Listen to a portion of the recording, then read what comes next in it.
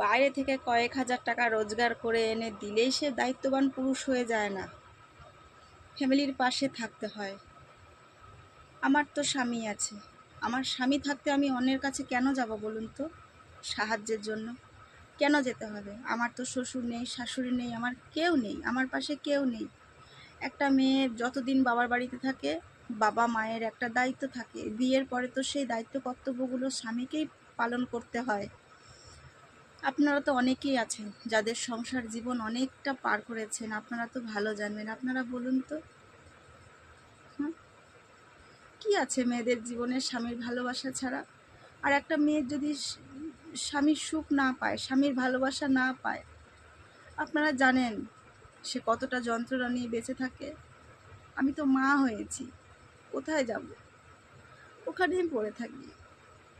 এমন কোনো স্বামী আছে আপনারা বলবেন তো? আপনারা কি করেন? আপনারা যারা যারা আমার ভিডিওটা দেখছেন, আপনারা বলে যাবেন। আপনারা বাড়িতে যখন কোথাও যান, কাজে বেরোন, যে কাজের জন্যই বেরিয়ে যান, হয়তো নিজের সন্তানদেরকে বলে যান বা স্ত্রীকে জানিয়ে যাচ্ছেন কোথাও যাচ্ছেন। আপনারা নিশ্চয়ই দিল্লি, মুম্বাই, মহারাষ্ট্র চেনেন।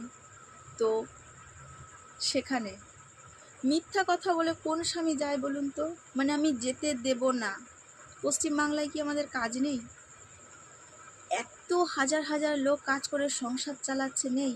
এই সময় না দেওয়ার জন্য যে কত সংসার ভেঙে যাচ্ছে, এই সময় না দেওয়ার জন্য যে কত মেয়ে যে পরকিয়া করছে, বউরা পালিয়ে যাচ্ছে পরিস্থিতির জন্য।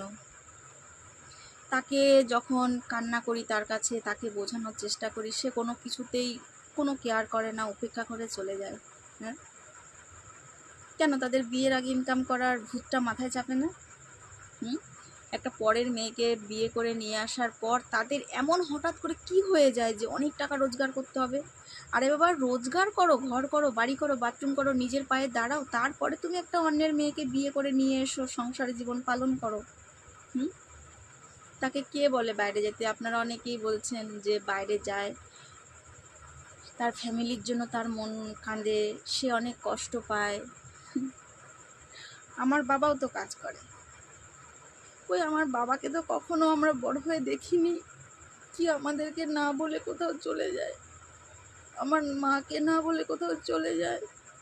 9 মাস, 8 মাস, 10 মাস পর বাড়ি আসে। আমাদের যখন একটু কোনো বিপদ আপদের কথা শুনতে, একটু জ্বর হয়েছে, কোনো একটা কিছু হয়েছে, সঙ্গে সঙ্গে চলে আসতো। কিন্তু আমার স্বামী কখনোই করে না। ফোনে আমি যতই কান্নাকাটি করি,